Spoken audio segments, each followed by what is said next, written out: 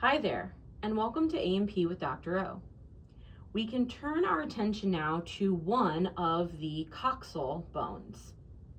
If we take a look now at one of the coxal bones, now this bone is disarticulated, so we don't see it as part of the pelvic girdle like we did a moment ago.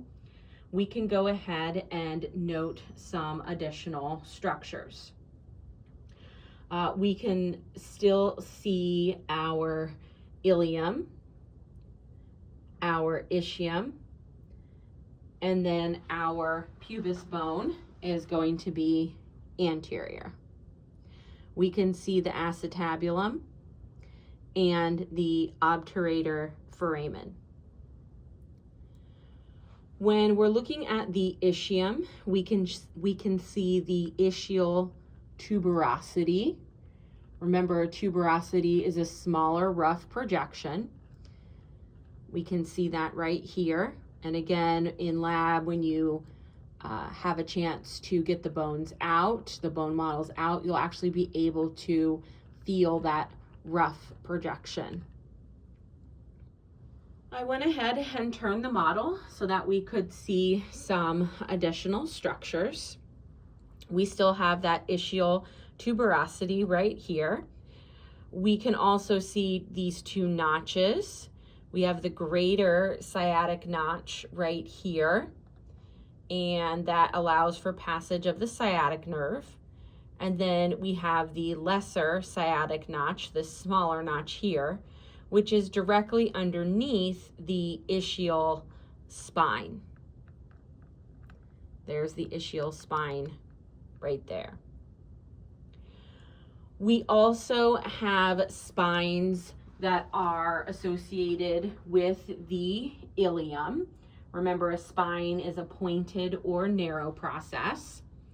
In addition to our ischial spine, we also have anterior and posterior iliac spines. This is posterior, where the ischium is. This is the ilium. This is going to be the posterior side. And then over here is going to be the anterior side. We have then the anterior superior iliac spine and the anterior inferior iliac spine. On the posterior side, we have the posterior superior iliac spine and the posterior inferior iliac spine. They're all iliac spines. We just have to decide whether or not they're on the top or the bottom for superior versus inferior, and whether or not they're on the back or the front. If they're on the back, then they're posterior. If they're on the front, then they are anterior. And I'll just go ahead and turn the model a bit so we can see those anterior ones a little bit better.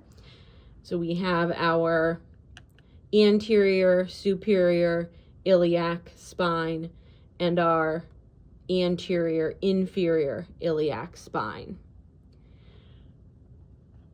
We also have the iliac crest that we can see here as well.